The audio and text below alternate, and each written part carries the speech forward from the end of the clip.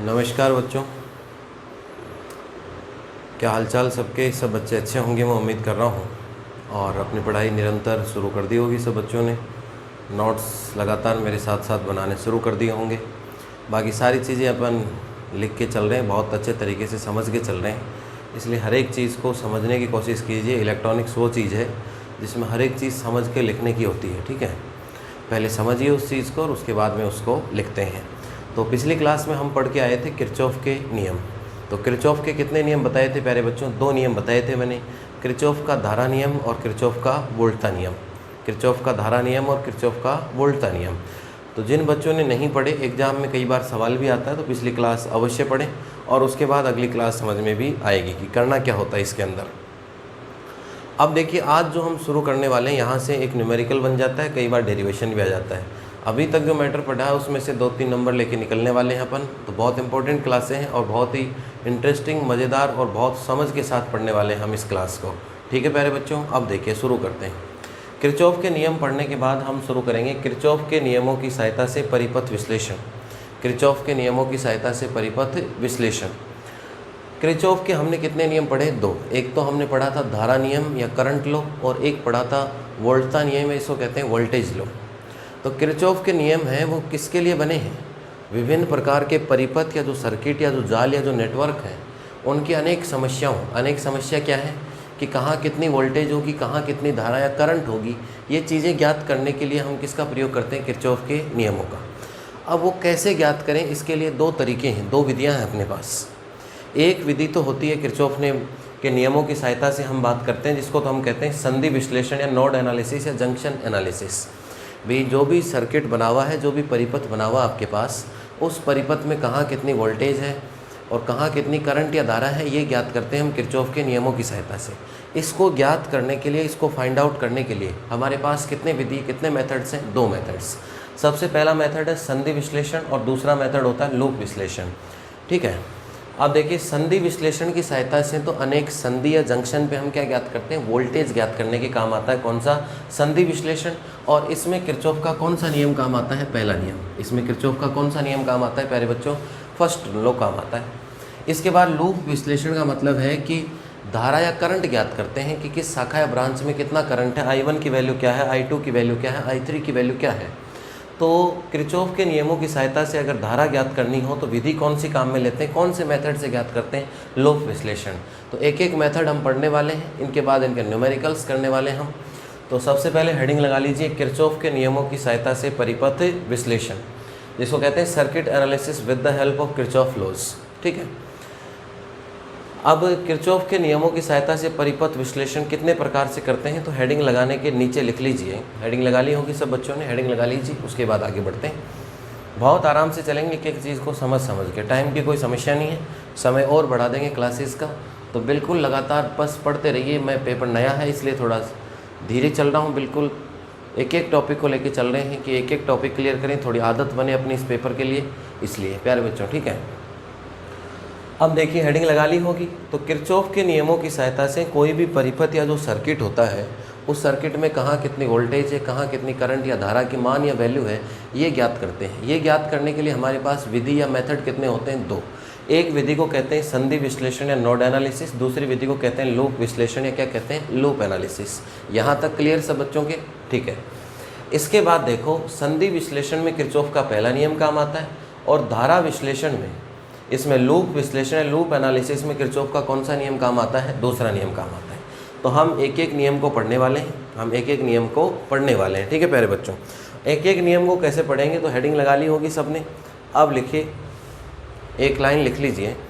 Kirchhoff के नियमों की सहायता से परिपथ विश्लेषण की 2 विधियाँ होती हैं। किरचॉफ के नियमों की सहायता से परिपथ विश्लेषण की 2 विधियाँ होती हैं। There are two methods to solve problems related circuit. There are 2 methods to solve problem related to circuit with the help of Kirchhoff laws. First लिख लिया चाहिए, उसमें संधि विश्लेषण या नोड एनालिसिस है, इसको कल बताया था, जंक्शन भी कहते हैं अपन। और दूसरी विधि है लूप विश्लेषण या लूप एनालिसिस। लूप विश्लेषण इसको कहते हैं लूप एनालिसिस। अब एक बार हम पढ़ने वाले हैं, सबसे पहले हेडिंग लगा लो, संधि विश्लेषण है जिसको हम क्या कहते हैं, नोड एनालिसिस। क्या कहते हैं इसको, संधि विश्लेषण है, इसको हम क्या कहते हैं, नोड एनालिसिस। ठीक है प्यारे बच्चों, हेडिंग लगा लीजिए। तो हम कहते हैं इसको संधि विश्लेषण या क्या कहते हैं, नोड एनालिसिस कहते हैं। ठीक है, तो नोड एनालिसिस या संधि विश्लेषण में कोई भी जो परिपथ या सर्किट है उसकी संधि पे, उसके संधि या जंक्शन पे काम क्या होता है, क्या काम आएगा भाई। मैंने कहा कि किरचॉफ के नियमों की सहायता से हम किसी भी परिपथ में वोल्टेज या धारा ज्ञात कर सकते हैं। इसके लिए कितने मेथड हैं, 2 मेथड है अपने पास। अब हम कौन सा मेथड पढ़ रहे हैं, पहला मेथड। तो पहले मेथड में ये ध्यान रखो कि किरचॉफ का कौन सा नियम काम आएगा, पहला नियम काम आएगा, पहली बात। दूसरी बात है, पहले मेथड में कौन सा नियम काम आएगा, किरचॉफ का पहला नियम काम आएगा, पहली चीज़। दूसरी चीज़ ये है आपके पास कि इसकी सहायता से क्या ज्ञात होगा। इसकी सहायता से देखो, नाम से मालूम चल रहा है जो भी संधि है, जो भी संधि या जंक्शन बन रहे हैं, पिछली क्लास बताया था संधि या जंक्शन वो होते हैं जहाँ 2 से अधिक ब्रांच मिलती हो, 1 या 2 से अधिक शाखा मिलती हो। जैसे यहाँ 2-3 शाखा मिल रही है, 1 2 3, तो ये संधि है, ये भी संधि है, ये भी संधि है, जंक्शन बन रहे हैं आपके पास बहुत सारे। ठीक है, तो इन संधि या जंक्शन पे हम क्या ज्ञात कर सकते हैं, वोल्टेज ज्ञात कर सकते हैं। क्या ज्ञात करते हैं, इसकी सहायता से वोल्टता ज्ञात करते हैं। तो हेडिंग लगाइए संधि विश्लेषण। संधि विश्लेषण में ध्यान रखिए किरचॉफ का कौन सा नियम काम आता है, पहला नियम काम में लेंगे, और इसकी सहायता से संधि या जो जंक्शन है आपके पास उस पर किसका मान ज्ञात करते हैं, वोल्टता या वोल्टेज का मान ज्ञात करते हैं। हेडिंग लगा ली सबने, डायग्राम बना लीजिए। परिपथ फिर समझाऊंगा, एक बार बना लो, फिर इसके बाद एक एक चीज़ समझाएंगे, कितना करंट कहाँ से चला, कहाँ करंट या धारा विभाजित हुई, कौन सी संधि पे क्या चीज़ ज्ञात करनी है। ठीक है, डायग्राम बना लो एक बार।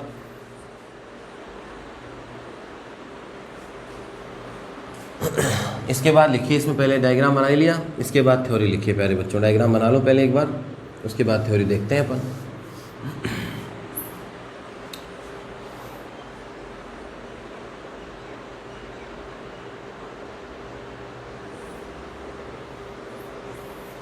इसमें लिखिए, इस विधि की सहायता से, इस विधि की सहायता से, इस विधि की सहायता से, इस विधि की सहायता से परिपथ में, इस विधि की सहायता से परिपथ में उपस्थित, परिपथ में उपस्थित, परिपथ में उपस्थित विभिन्न संधियों पर, विभिन्न संधियों पर, विभिन्न संधियों पर वोल्टता का मान, विभिन्न संधियों पर वोल्टता का मान, वोल्टता का मान ज्ञात करते हैं, वोल्टता का मान ज्ञात करते हैं।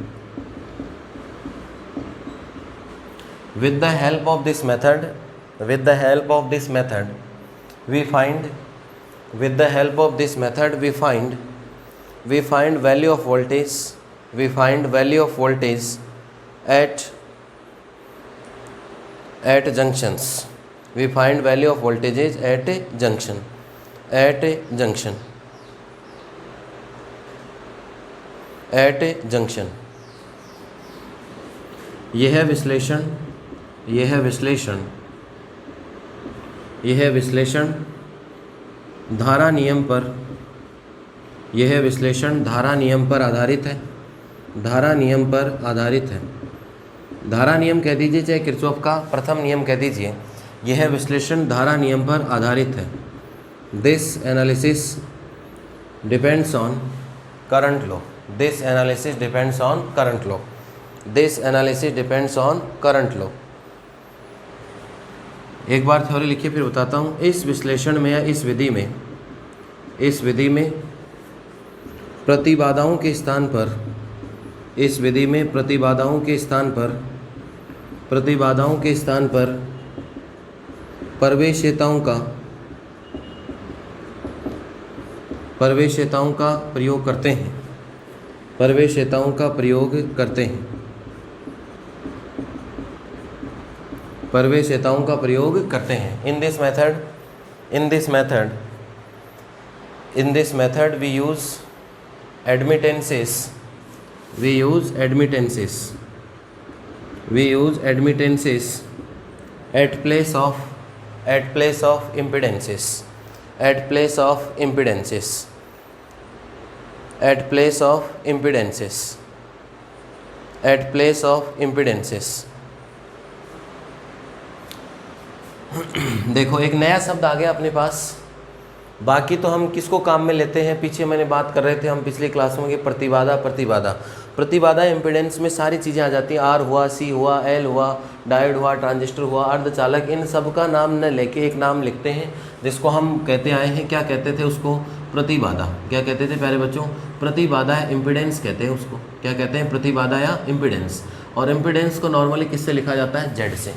आर सी एल अब न लिख के अब प्रतिबाधा को किससे लिखा जाता है, जेड से। ठीक है, प्रतिबाधा का स्थान पर किसको काम में लेते हैं, प्रवेश्यता को। प्रवेश्यता क्या चीज़ होती है, प्रतिबाधा का व्युत्क्रम।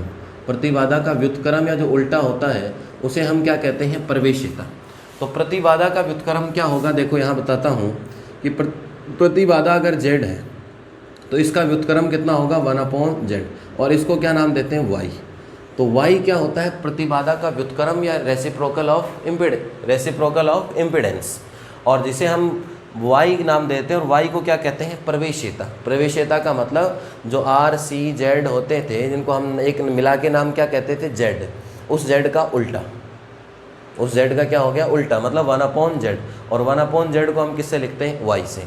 तो इस एक्सपेरिमेंट में हम इस विधि में क्या करना होता है कि प्रतिबाधा न लेके, ये जो विधि है संधि विश्लेषण वाली, जैसे अगली विधि काम करेंगे लूप विश्लेषण, उसमें तो जेड ही ले लेंगे।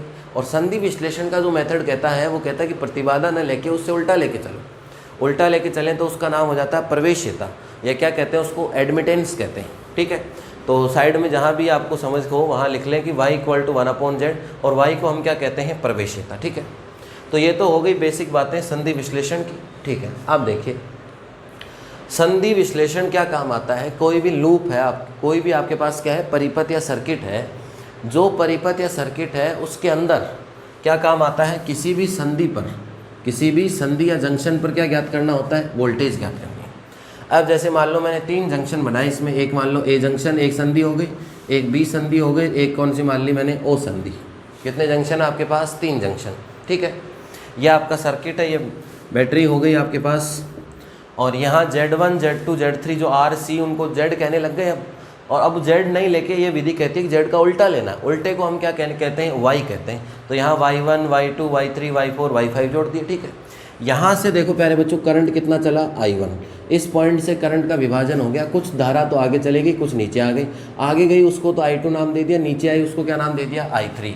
यहाँ कितना करंट पहुँचा प्यारे बच्चों, I2 में से कुछ आगे गया, कुछ नीचे आ गया सर्किट में। तो आगे गया उसको तो हमने क्या नाम दिया, I5। और जो नीचे जो करंट आया उसको क्या नाम दिया हमने, I4 नाम दे दिया। ठीक है, ये सर्किट है आपका, ये संधि है, ये क्या है आपके पास, ओ संधि।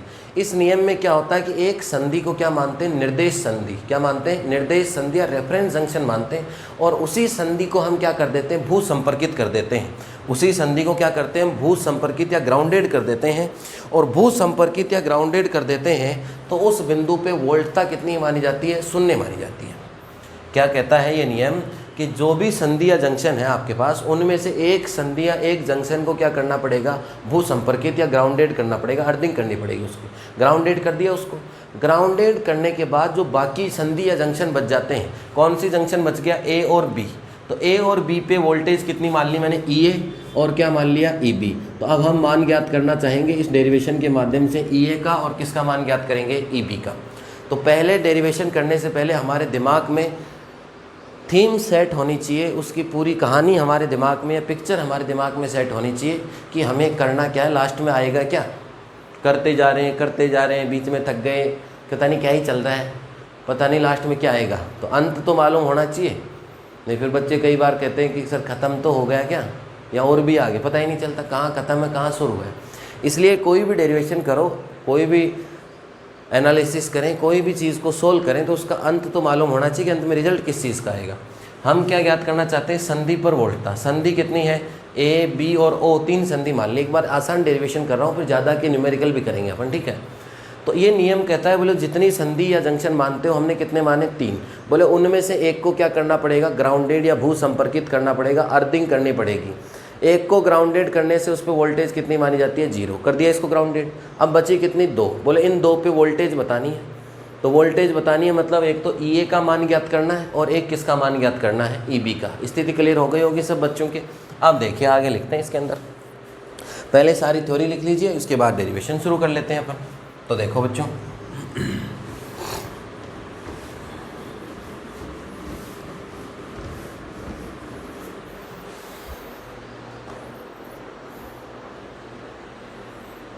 लिखिए इसके अंदर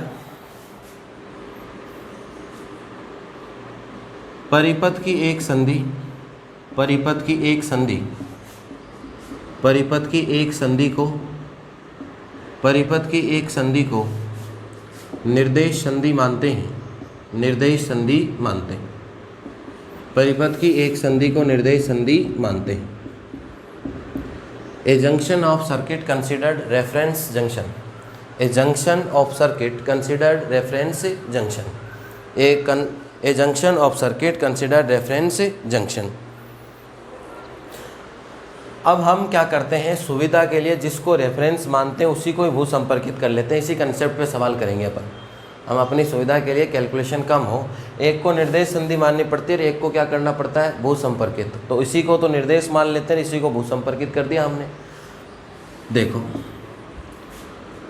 एक संधि O, एक संधि O को, एक संधि O को भू संपर्कित करते हैं, एक संधि O को भू संपर्कित करते हैं, एक संधि O को भू संपर्कित करते हैं।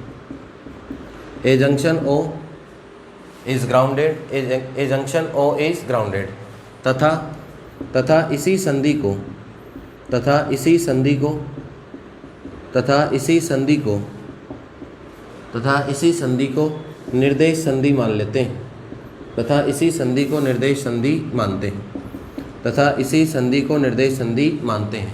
And this junction is considered reference junction, and this junction is considered reference junction. इस बिंदु को शून्य वोल्टता के रूप में प्रयुक्त करते हैं, इस बिंदु को शून्य वोल्टता के रूप में, इस बिंदु को शून्य वोल्टता के रूप में प्रयुक्त करते हैं, शून्य वोल्टता के रूप में प्रयुक्त करते हैं, इस बिंदु को शून्य वोल्टता के रूप में प्रयुक्त करते हैं। This point considered as zero voltage, this point considered as zero voltage, this point considered as zero voltage. देखिए यहाँ तक क्या किया मेरे प्यारे बच्चों, बस इतना जिसने समझ लिया आगे तो बहुत आसान है। किरचॉफ के नियमों की सहायता से परिपथ या सर्किट सोल्व करते हैं अपन। सर्किट में दो चीज़ें ज्ञात करवा सकता है, या तो वोल्टेज पूछ लेगा कहीं, या कहीं किसका मान पूछ सकता है, धारा या करंट का, दो चीज़ें पूछेगा। अब बोले कि वोल्टेज जब ज्ञात करनी हो, जब क्या ज्ञात करनी हो, वोल्टता या वोल्टेज जब ज्ञात करनी हो, तब तो बोले कौन सी विधि को काम में लेते हैं, संधि विश्लेषण को। और जब करंट या धारा ज्ञात करनी हो तो कौन से विश्लेषण को काम में लेते हैं, लूप विधि या लूप विश्लेषण से काम में लेते हैं। इसमें किरचॉफ का पहला नियम काम आएगा, इसमें दूसरा काम अभी तक काम नहीं आया, अभी तक कहा ही है मैंने। काम कैसे लूँगा वो आगे बताऊँगा डेरिवेशन में। हम क्या पढ़ रहे हैं, सबसे पहले संधि विश्लेषण। संधि विश्लेषण में मैंने क्या कहा कि किस काम आता है, संधियों पे या जंक्शन जितने भी बन रहे हैं ये जंक्शन, इन जंक्शन पे किसका मान ज्ञात करते हैं, वोल्टता या वोल्टेज का मान ज्ञात करते हैं, पहला तरीका। इसमें से क्या करना पड़ता है, किरचॉफ का कौन सा नियम काम आएगा, पहला नियम। अभी यही कह रहे हैं किरचॉफ का पहला नियम काम आएगा। इन विधि क्या कहती है, विधि में कहते हैं कि प्रतिबाधा नहीं लेनी, प्रतिबाधा के स्थान पे जो इम्पीडेंस Z लेके चलते थे, Z नहीं, उसके स्थान पर प्रवेशिता या एडमिटेंस लेके चलना होता है, जिसका उल्टा 1/Z या उसको क्या कहते हैं, Y। तो इस विधि में प्रवेशिता लेनी, Z नहीं लेके 1/Z काम में लेते हैं, ठीक है। इसके बाद क्या करते हैं, इसमें हमने यहाँ से करंट गया I1, I2 आगे चला गया, I3, I4 नीचे आ गया, I5 आगे चला गया, यहाँ तक कोई समस्या नहीं है। फिर ये विधि कहती है बोले जितनी संधि आपको ज़रूरत है उससे एक ज़्यादा संधि लो। जैसे मान लो मेरे को 2 पे वोल्टेज ज्ञात करनी है तो 3 संधि लेनी पड़ेंगी। एक संधि O ले ली अपन ने, O पॉइंट। बोले जो संधि एक लेते हो उस एक को, जितनी संधि लेते हो उसमें से एक को क्या करना पड़ेगा, भू संपर्कित। तो एक को कर लिया भू संपर्कित और उसी को मेन मान लेते हैं ग्राउंडेड। अब बच गई कितनी, 2 संधि या 2 जंक्शन बच गए, कौन, ए और कौन बच गया, बी। इन पे क्या ज्ञात करनी है, वोल्टेज या वोल्टता ज्ञात करनी है। इनकी वोल्टेज मान लेते हैं ई ए पॉइंट पर वोल्टेज कितनी है, ई ए। बी पॉइंट पे वोल्टेज कितनी है, ई बी कह दो चाहे वी बी कह दो, उससे कोई फ़र्क नहीं पड़ना, ठीक है। जो भू संपर्कित कर दिया तो उसकी तो वोल्टेज कितनी मानी जाती है, 0। समझ गए सारी चीज़ें। इसका मतलब ये हुआ कि अगर 2 संधि पे ज्ञात करना हो तो संधि कितनी लेके चलनी पड़ती है, 3। अब देखो जब 2 पे ज्ञात करना होगा तो आपके पास समीकरण इक्वेशन कितने बनेंगे, समीकरण इक्वेशन कितने बनेंगे आपके पास, समीकरण इक्वेशन कितने बनेंगे, अरे 2 पे ज्ञात करना है तो 2 समीकरण बनेंगे, एक को तो हमने ग्राउंडेड कर लिया, 2 पे वैल्यू ज्ञात करनी है आपको, ठीक है। आप देखिए आगे लिखिए, ओ को निर्देश संधि मानकर, ओ को निर्देश संधि मानकर, ओ को निर्देश संधि मानकर संधियों, ओ को निर्देश संधि मानकर संधियों ए तथा बी, ओ को निर्देश संधि मानकर संधियों ए तथा बी के लिए, संधियों ए तथा बी के लिए या संधियों ए तथा बी पर, ए तथा बी के लिए 2 समीकरणों की सहायता से, 2 समीकरणों की सहायता से, 2 समीकरणों की सहायता से वोल्टता ज्ञात करते हैं, 2 समीकरणों की सहायता से वोल्टता ज्ञात करते हैं, 2 समीकरणों की सहायता से वोल्टता ज्ञात करते हैं, 2 समीकरणों की सहायता से वोल्टता ज्ञात करते हैं। ओ को तो निर्देश मानना पड़ेगा, एक को तो जिनकी ज़रूरत है उनको अलग रख लेते हैं। इस पे वोल्टेज 0 हो गई, इस पे ई ए और ई बी जिसका हमें मान ज्ञात करना है प्यारे बच्चों, ठीक है। अभी तक ये तो हो गई थ्योरी, किसी भी बच्चे की कोई समस्या नहीं होनी चाहिए। अभी बहुत सारे उदाहरण करूँगा, न्यूमेरिकली करूँगा इसके, तो और सब समझ में आ जाएगा, बस थ्योरी मालूम होनी चाहिए। बोलो कितने तरीके होते हैं, 2 तरीके, एक होता है संधि और एक कौन सा होता है, लूप। संधि में क्या ज्ञात होती है, वोल्टेज, लूप में क्या ज्ञात होती है, धारा। समझ गए प्यारे बच्चों सारे। इसके बाद में क्या करते हैं, इसमें किरचॉफ का पहला नियम, इसमें कौन सा नियम, दूसरा नियम। अभी पढ़ कौन सा रहे हैं, पहला पढ़ते हैं। तो इसके अंदर जितनी संधि पे वोल्टेज ज्ञात करनी होती है उससे एक ज़्यादा संधि मान के चलते हैं। एक को क्या करते हैं, भू संपर्कित, जिसकी वोल्टेज कितनी हो गई, 0। अब कितनी संधि बच गई, 2 संधि के लिए कितने समीकरण आएंगे आपके पास, 2। अब वो समीकरण कैसे आएंगे, इसीलिए तो अब वो समीकरण आएंगे किरचॉफ के पहले नियम से, क्योंकि हम क्या पढ़ रहे हैं, संधि विश्लेषण। अरे क्या पढ़ रहे हैं, संधि विश्लेषण। और संधि विश्लेषण में किरचॉफ का कौन सा नियम काम आएगा, पहला नियम। अभी तक इतनी देर कह ही रहे थे पहला नियम काम आएगा, पहला नियम काम आएगा, अब आएगा काम, ठीक है। तो देखिए प्यारे बच्चों, नोट कर लिया होगा सबने, ठीक है। Considering O as reference junction, considering O as reference junction, English में लिख लो, considering O as reference junction and we find voltages at junction A and B, we find voltage at junction A and B with the help of 2 equations, with the help of 2 equations। कि अब 2 समीकरण की सहायता से हम क्या करेंगे, 2 समीकरण की सहायता से हम A संधि और B संधि पर क्या ज्ञात करेंगे मेरे प्यारे बच्चों, वोल्टेज या वोल्टता ज्ञात करेंगे, ठीक है। वोल्टेज या क्या ज्ञात करेंगे, हम वोल्टता ज्ञात करेंगे। अब देखो क्या करना है। तो किरचॉफ का पहला नियम क्या कहता है, किरचॉफ का पहला नियम कहता है कि किसी भी संधि पे आने वाली और जाने वाली, आने वाली और जाने वाली, ये तो याद हो गया होगा सबके, इनकमिंग करंट और आउटगोइंग करंट, किसी भी संधि पर आने वाली और जाने वाली धारा का कुल योग कितना होता है, 0। तो कुल योग, धारा का कुल योग तो 0 तब करूँगा जब मेरे पास I1, I2, I3 सबकी वैल्यू हो, I4 और किसकी वैल्यू हो, I5, तब जाके मैं सबका क्या करूँगा, टोटल, तब बाद में क्या करूँगा, 0।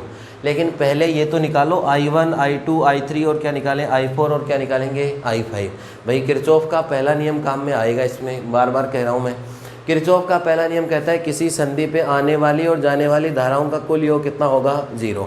अब मैं लिखने को जैसे ए पे बात करूँ, ये आ रही है, ये जा रही है और ये भी जा रही है, इनका टोटल किसके बराबर होगा, 0 के, लिख दिया। अब वैल्यू ही नहीं लिखने से क्या फ़ायदा होगा, लो लिखने को तो मैं इसको ऐसे लिख दूंगा, I1 माइनस I2 माइनस कितना हो गया, I3 इक्वल टू 0। आने वाला प्लस का, जाने वाला किसका, माइनस का। अब लिखने से क्या फ़ायदा हुआ इस समीकरण को, पहले ये वैल्यू तो हो, अब इसकी जगह क्या लिखेंगे, I2 निकालो, क्या निकालें, I3। तो हम एक काम करते हैं, पहले I1, I2, I3, I4 और क्या निकाल लेते हैं, I5 निकाल लेते हैं। उसके बाद हम क्या लगाएंगे, किरचॉफ का पहला नियम, ठीक है। देखो उपरोक्त परिपथ में धाराओं के मान, उपरोक्त परिपथ में धाराओं के मान, उपरोक्त परिपथ में धाराओं के मान, values of current in above circuit, उपरोक्त परिपथ में धाराओं के मान। आप देखिए एक बेसिक फॉर्मूला है, v इज इक्वल टू कितना होता था आपके पास I R, v equal to कितना होता था आई आर। ध्यान से समझिए, r ने कह के आजकल क्या कहने लग गए अपन z, समझने के हिसाब से बता रहा हूँ, ठीक है। अब देखिए वैल्यू किसकी चाहिए हमें, धारा या करंट की, value of current in the above circuit. तो I इज इक्वल टू कितना हो गया, अरे I इज इक्वल टू कितना हो गया, v upon Z equal to I. 1 upon Z आ रहा है इसके अंदर, कितना आ रहा है 1 अपॉन जेड। 1 अपॉन जेड को क्या कहते हैं y, इसका मतलब I बराबर कितना हो गया v इंटू कितना होगा y, I बराबर कितना होगा v इंटू वाई। लिखना चाहो तो साइड में नोट कर लेना, कहीं भी ऊपर जगह होगी कॉपी में। I इज इक्वल टू कितना होता है वी वाई, आया कैसे वो मैंने बता दिया। v equal to I R कहते थे, r की जगह आजकल क्या कहते हैं, प्रतिबाधा इम्पिडेंस z कहते हैं। z को इधर ले आए तो ये हो गया v अपॉन कितना जेड आई। अब देखो 1 अपॉन जेड आ गया, 1 अपॉन जेड अभी थोड़ी देर पहले बताया था क्या होता है y, तो I इज इक्वल टू कितना हो गया आपके पास वी वाई। तो इस फॉर्मूले की सहायता से हम क्या करेंगे, धारा का मान निकालेंगे। तो देखिए सबसे पहले कौन सा करंट आएगा, I1, I1 आ गया इसकी जगह, V का मतलब वोल्टेज कितनी चली थी यहाँ से E चली थी, और I1 यहाँ है करंट इस पे है।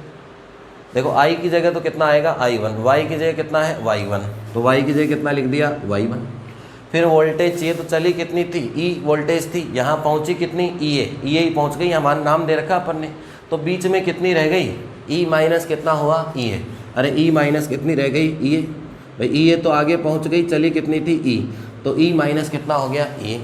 इसके बाद देखो कौन सा करंट देखेंगे I2, करंट I2 है तो I2 में Y की जगह कितना आएगा Y2, तो ये लिख दिया Y2। वोल्टेज देखो यहाँ कितनी थी EA, यहाँ कितनी पहुँची EB, तो इस पे कितनी रह गई, यहाँ मान लो 10 थी, यहाँ पहुँच गई 8, तो कितनी बीच में कितनी रह गई 10 माइनस 8, 2 तो हुई इस पे, तो क्या लिखेंगे इसको EA माइनस कितना हो गया आपके पास, EA माइनस कितना हो गया EB, EA माइनस कितना हो गया EB हो गया। इसके बाद करंट निकालते हैं हम I3, कौन सा निकालेंगे I4, और कौन सा करंट निकालेंगे I5, और कौन सा निकालेंगे I5, ठीक है। अब देखिए I3 निकालें, क्या निकालें I3 निकालें, तो I3 किधर है इधर, I3 का कौन है Y3, तो Y3 तो लिख दो। यहाँ से कितनी चली EA, यहाँ कितनी है 0, तो पूरी इसी में रह गई EA, और यहाँ 0 है, तो EA माइनस कितना हो गया 0, बीच में यही हुई आपके पास, तो ये हो गया EA माइनस कितना हो गया आपके पास 0। इसके बाद क्या निकालेंगे I4, ये भी यहाँ से ग्राउंडेड है, यही 0 आ रहा है करंट कनेक्शन, तो इसका भी यहीं आ रहा है। अब I4 के अंदर कौन है Y4, चली कितनी थी यहाँ से EB, अरे यहाँ कितनी है EB है, EB चली और 0 है यहाँ पे, तो EB माइनस कितना हो गया 0, EB माइनस कितना हो गया 0। इसके बाद किसकी बात करेंगे I5 की, अरे किसकी बात करेंगे I5 की। I5 की अगर बात करें अपन, यहाँ से देखो I5 की अगर बात करें तो I5 किस में जा रहा है Y5 में, I5 किस में जा रहा है Y5 में, तो ये तो हो गया। अब क्या चाहिए, इसकी वोल्टेज चाहिए आपको, वोल्टेज चाहिए, तो वोल्टेज देखो EB तो इधर थी और EB वोल्टेज इधर है, वो भी ग्राउंडेड हो गई, ये कनेक्शन सारे एक जगह, तो EB माइनस कितना हो गया आपके पास 0, EB माइनस कितना हो गया 0। भाई सीधा सा कंसेप्ट है, E थी और यहाँ कितनी है EA, यही तो है, तो बीच में कितनी रह गई E माइनस E, यहाँ EA है और यहाँ कितनी पहुँची EB, तो EA माइनस EB हो गया आपके पास। फॉर्मूला हो गया I इज इक्वल टू कितना हो गया VY, बना कैसे वो मैंने बता ही दिया। करंट आ गए सारे, आ गए करंट सारे। अब लगाओ कौन सा, धारा नियम। धारा नियम कहता है कि किसी भी संधि पे आने वाले और जाने वाले करंट का मान कितना 0, आने वाला करंट किसका प्लस का, जाने वाला करंट किसका माइनस का। तो देखिए संधि ए पर पहले कौन से जंक्शन पे बात करेंगे, एट जंक्शन ए, धारा नियम से, धारा नियम से बाई करंट लो, धारा नियम से आने वाला करंट किसका प्लस का, जाने वाला करंट किसका माइनस का। तो यहाँ देखो ए पर I1 तो आ रहा है तो प्लस का, I2 जा रहा है तो किसका होगा माइनस का, I3 भी जा रहा है तो किसका होगा माइनस का। I1 minus I2 minus I3 equal to 0। अब इस समीकरण लिखने का मतलब है, क्योंकि सब की वैल्यू है मेरे पास ऊपर, अरे है कि नहीं है सबकी वैल्यू, तो देखो सबकी वैल्यू रख देते हैं अपन। I1 कितना है E माइनस EA और इनटू कितना होगा Y1 माइनस I2, ये रहा EA माइनस कितना है EB और इनटू कितना होगा Y2 माइनस I3 कितना है EA माइनस 0, तो ये हो गया EA इंटू कितना हो गया Y3 और इक्वल टू कितना हुआ 0।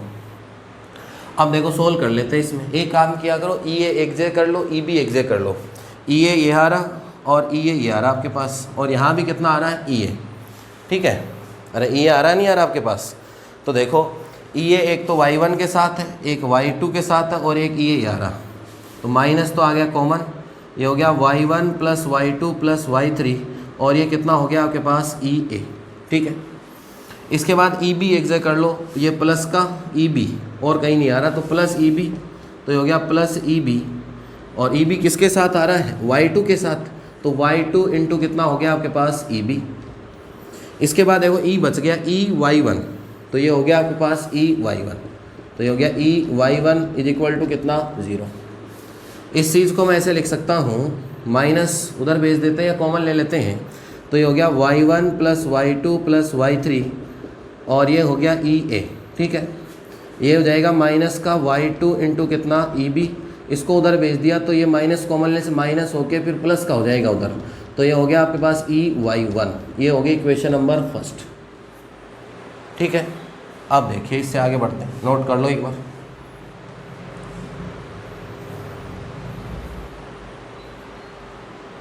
नोट कर लो प्यारे बच्चों, रोक के समझ लो आराम से, एक एक चीज़ को दो दो बार समझ लो। एक बार समझ जाओगे इसका मतलब परफेक्ट हो गया, बहुत जगह काम आने हैं पूरे चैप्टर में चीज़ें ये, तो नोट कर लीजिए आराम से। इसके बाद अपन आगे बढ़ते हैं।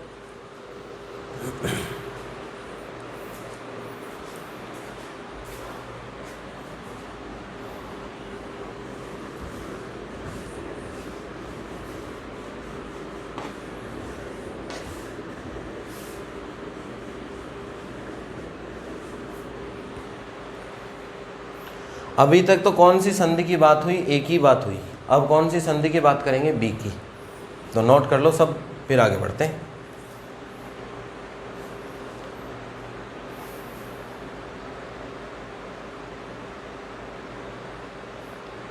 कहीं आपको लगे कि मत गति तेज चल रही हो तो रोक के नोट कर लिया करो, अपने पास तो सारे ऑप्शन है, ऑनलाइन का ही तो फ़ायदा है कि एक बार रोक लो उसको, ठीक है। अब देखिए हम बात करते हैं संधि या जंक्शन बी पर, संधि बी पर वही काम, एट जंक्शन बी। बी पर भी आने वाले करंट प्लस के और जाने वाले करंट किसके, माइनस के। आने वाला करंट कौन है, I2, जाने वाला करंट कौन है, I4 और I5। टोटल कितना होगा 0, तो ये हो गया I2 minus I4 minus I5 is equal to कितना हो गया 0। वैल्यू रख दो मेरे प्यारे बच्चों, I2 की वैल्यू ये रही, ये हो गया EA माइनस EB और इनटू कितना हो गया आपके पास Y2। I4 ये रहा I4, कितना हो गया EB इंटू कितना हो गया Y4, ये रहा I5 माइनस EB इंटू कितना हो गया Y5, और सबका टोटल किसके बराबर 0 के। बोर्ड पे देखो एक बार, बाद में नोट करिएगा, पहले समझिएगा चीज़ों को। एक नंबर तक नोट कर लो, इक्वेशन तक, उसके बाद कोई ज़रूरत नहीं है। अब देखो पहले फिर नोट करना, वही काम कर लो, EA एक जगह कर लो, EB एक जगह कर लो, तो ये तो हो गया Y2 Y4 Y5, तो EA तो सिर्फ एक ही जगह है, तो ये हो गया आपके पास Y2 इंटू कितना हो गया EA, ठीक है। EB देखो यहाँ भी है, यहाँ भी है और यहाँ भी है, सब में माइनस कॉमन, ये हो गया Y2 प्लस कितना हो गया Y4 प्लस कितना हुआ Y5 इंटू कितना हो गया EB इज इक्वल टू क्या हुआ 0, इक्वेशन नंबर सेकंड, ठीक है। अब देखिए इस सवाल में पूछा क्या हमसे, हम ये निकालना चाह रहे थे EA और EB, तो EA और EB के अलावा सब वैल्यू देगा न्यूमेरिकल में, कि बैटरी 5 वोल्ट की है, इसकी वैल्यू 2 महो है, ओम का इन्वर्स मान लो प्रतिरोध था तो उल्टा दे देगा, इसकी 2 है, इसकी 5 है, सब वैल्यू देगा। करंट या धारा की वैल्यू देगा, करंट कितना कितना है, सारी चीज़ें हमें देगा। सारी चीज़ें जब दे देगा, करंट तो हम निकाल सकते हैं, निकाले ना पीछे, तो सब चीज़ें होंगी सिर्फ किसको छोड़ के, EA और EB को। अब ध्यान से देखिए, अपने पास एक तो इक्वेशन नंबर क्या आ गई फर्स्ट, और एक अपने पास आ गई इक्वेशन नंबर सेकंड। सब चीज़ें हैं, ये भी इसकी वैल्यू 2 होगी, इसी की 4 5 3 जो भी वैल्यू होगी, यहाँ मान होंगे सबके, सवाल में दिए हुए होंगे न्यूमेरिकल में। सब वैल्यू रखने के बाद ये जोड़ जोड़ा के कोई ऐसा ही तो बनेगा, कोई 2EA माइनस 5EB बराबर 0, कोई 6EA प्लस, ये पहला समीकरण हो गया, और दूसरा मान लो कोई 2EB बराबर कितना होगा 0। ऐसे समीकरण बनेगा आपके पास, यहाँ से और यहाँ से। अब ये तो अपने मैथ्स वाला सा ही समीकरण बन गया। समीकरण होता है ना 2x प्लस 5y एक होता है 6x - 2y, इसमें से एक को बराबर करते हैं, कैंसिल करके y का मान आ गया, y की वैल्यू रखते हैं तो किसकी वैल्यू आ जाती है, x की। बस यहाँ x और y का काम कौन करता है, ये, और कौन कर रहा है, ए बी। बात समझ में आई सबके? फिर बता देता हूँ, सब की वैल्यू सवाल में मिलेगी न्यूमेरिकल में, अभी का अगली क्लास में करने वाले हैं अपन। न्यूमेरिकल में सबकी वैल्यू यहाँ रखने से हमारे पास ऐसा समीकरण बन जाएगा, जोड़ के घटा के बन गए। एक समीकरण यहाँ से और एक यहाँ से, दोनों समीकरणों में से हमें वोल्टेज ही तो ज्ञात करनी थी, ए पर और किस पर, बी पर। ए पर वोल्टेज कितनी होगी, ई ए, बी पर वोल्टेज कितनी होगी, ई बी। तो देखिए अब दो समीकरण तो वही मैथ्स वाले एक्स और वाई का समीकरण बन गया। दो इक्वेशन तो हम सोल्व करना जानते हैं, एक को कैंसिल वाई का मान रखने से किसका मान आ जाएगा, एक्स का।